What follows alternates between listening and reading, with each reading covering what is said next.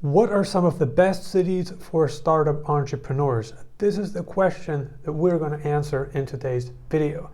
And we're going to talk about the visa situation and the characteristics that make each of these cities very interesting to startup entrepreneurs. So let's start with the first city, which happens to be Kuala Lumpur, Malaysia. Despite of the fact that Malaysia received quite a bit of criticism lately due to the fact that Malaysia didn't handle the pandemic too well. Of course, in some regards, it handled it well in some regards and not so well in other regards. What I'm referring to here is, of course, how Malaysia handled the visa situation. We all know that permanent residents and long-term visa holders were not allowed to enter Malaysia during certain phases of the pandemic. This is a very important fact that I want you to focus on because Malaysia is a fantastic place for startup entrepreneurs for the simple reason that Malaysia has a lot to offer, right? It offers a territorial tax system. And so people who live in Malaysia with a long-term visa may be exempt from certain types of overseas income, right? Certain conditions apply. So it's a pretty complex rule. We're not going to discuss each individual income source here and whether it would fall into the tax exemption category. It would take too much time if we did that. But Malaysia is great and Kuala Lumpur is a fantastic place, so there's nothing bad to be said about Kuala Lumpur. It's a great place where entrepreneurs, startup entrepreneurs from all over the world meet for events, for networking, for grouping, right, for hanging out. There are many Western entrepreneurs in Kuala Lumpur, Malaysia right now who want to build a business. And so they want to find a place where they have access to a pool of talented entrepreneurs, experienced business owners. They want to be around like-minded individuals like in the crypto community or potentially digital marketing. Malaysia got these communities in Kuala Lumpur. They do exist. So Kuala Lumpur is great because it's just a place where people fly in to get access to all these different groups of people. It's great for that. Now, from a visa perspective, what is available to you? And there is the Malaysia Tech Entrepreneur Program, which you can qualify for if you have an innovative business idea in one of the categories that Malaysia is looking to get people for. And we're talking about innovative business ideas here. So anything blockchain related, anything green energy related, anything that has to do with like artificial intelligence. So if you have an innovative business idea, you may qualify for the Malaysia Tech Entrepreneur Program.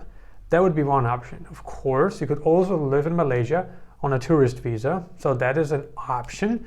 However, if we define the word live, then we're typically talking about a longer period of time.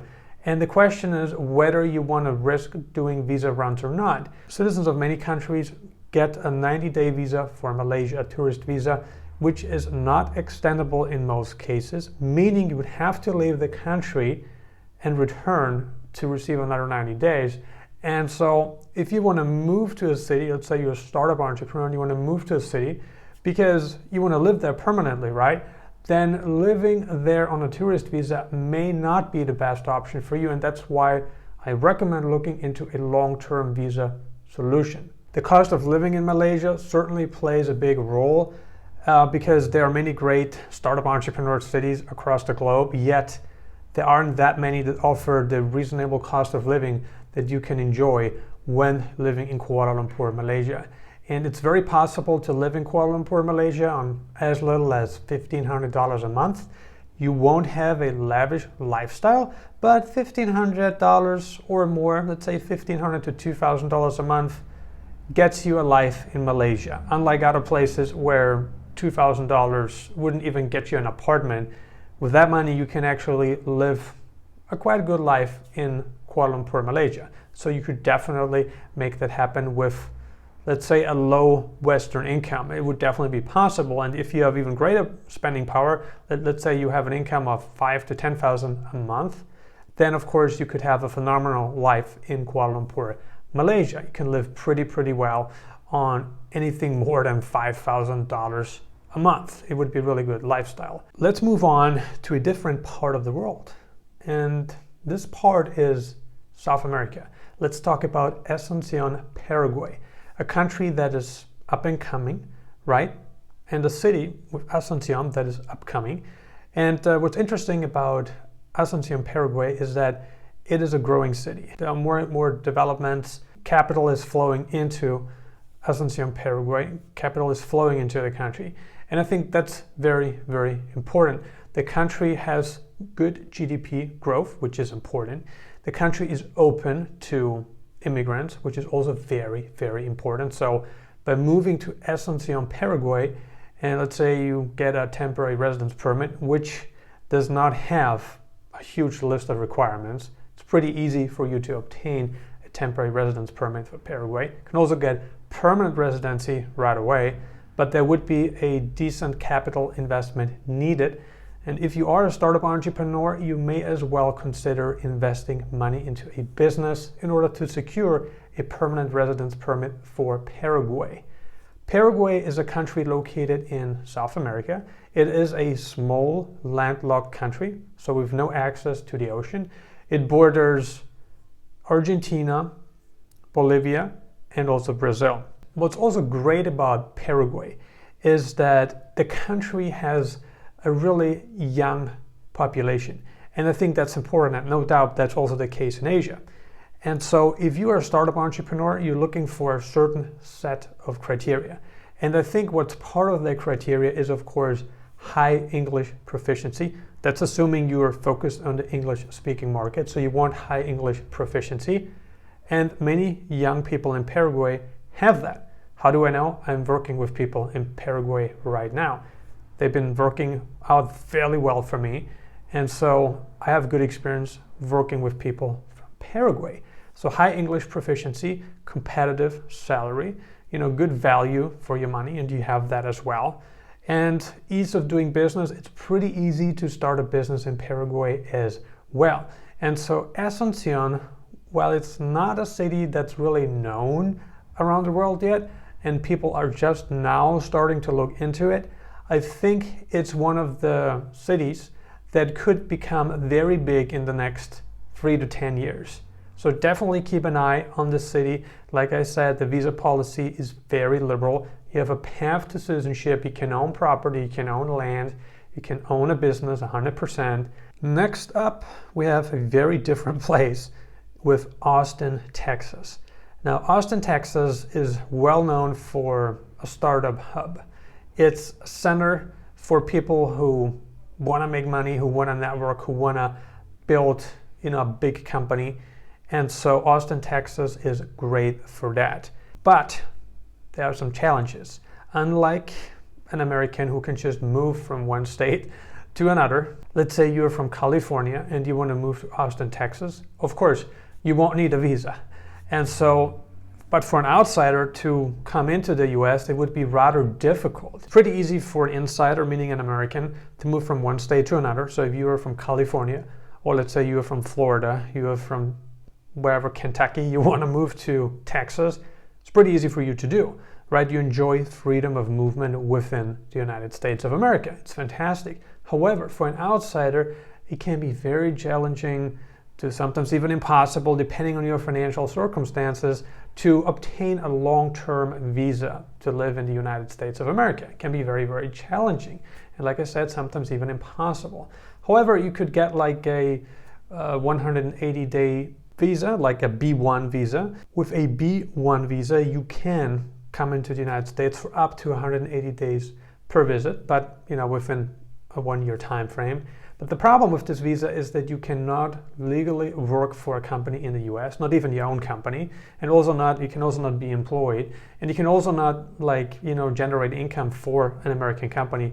There are many contingencies and many don'ts, and so it's a good starting point for you to come in and start negotiating contracts, start networking. You can do that, but you can't really do any physical work that would require compensation, and so you cannot do that. However, you could get a green card. It's very difficult to get a green card for the US.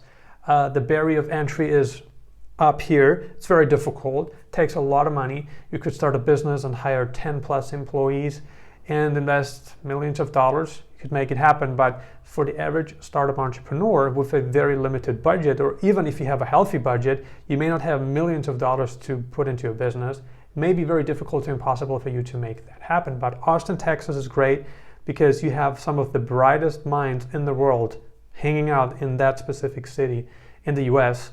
And so the networking opportunities and the access to intelligence that you would have in Austin, Texas, it would just be very difficult for you to have that in many other cities worldwide. Bucharest, Romania is another very interesting place for startup entrepreneurs for a number of reasons. First of all, the low cost of living is certainly very interesting. You can move to Bucharest, Romania, and probably have a great life for, $2,000 to $3,000 a month.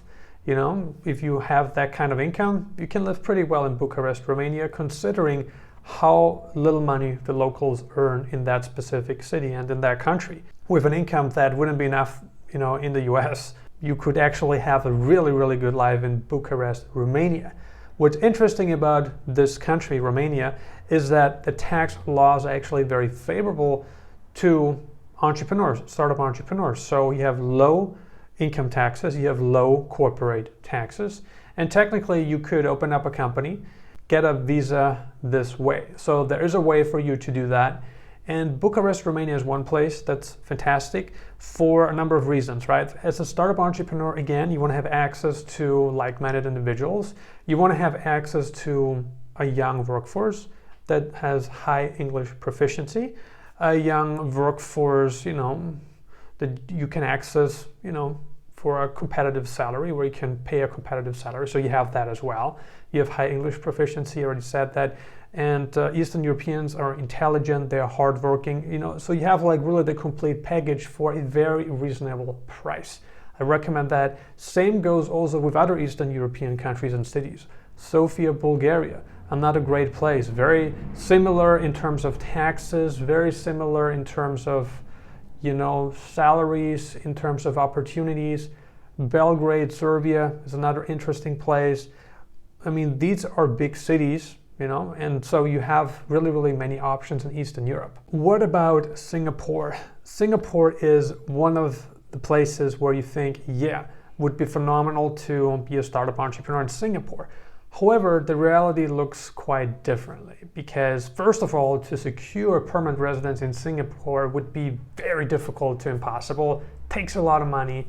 Also quite difficult to get the foot in the door. So Singapore has tightened their immigration policies over the years. Why?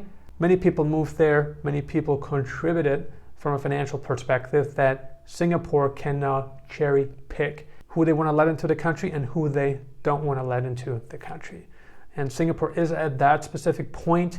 And so while Singapore definitely has some of the brightest minds in the world, we're talking very successful entrepreneurs, great networking opportunities, a very liberal business environment, quite easy to do business, reasonable tax system, yet it's difficult to get a foot in the door. And so an alternative that you might want to consider is Dubai. Dubai is a city located in the United Arab Emirates, and it's a place that has been becoming more popular in recent years. Dubai is great for crypto investors, great for digital entrepreneurs, is great for really all kinds of business people. And the growth rate in Dubai is great. Obviously, there are some challenges in that city as well. It's impossible for most people to become a citizen, and there are quite a few restrictions in terms of owning property. And also something you have to consider is, of course, the religion. It is not a religiously free environment to live in. But if you can accept that part and also adjust, it's not just about the acceptance, it's also about the adjustment needed. Accepting will only get you so far. When you live in a country, you have to fully embrace the culture, you have to fully embrace the system of the country. That's what the country expects from you. And if you can't do that, then maybe Dubai is a great option for you. Dubai also has a great residence program, a tax-free residence program where you can live in Dubai for 90 days per year. There are a few contingencies there as well. And so you could get Dubai residency by staying, a lot less in the country than, let's say, a place in Europe would require you to do. However, that does not, say that, just because you're a resident of Dubai, you won't have to pay taxes in other countries you're spending time in. That's up to the other nations, right? So, but what I am saying is that Dubai can be a great place to do business in. Dubai is definitely growing, and more millionaires, more and more skilled entrepreneurs, and also startup entrepreneurs are moving to Dubai to build a great business. And so people are doing it, and it's one of the cities that you also might want to consider. Which of the discussed cities is the best city for startup entrepreneurs? Leave a comment below and let us know. Subscribe now and turn on alerts to never miss any of my future nomadism, dating, and business advice videos. Thank you for watching.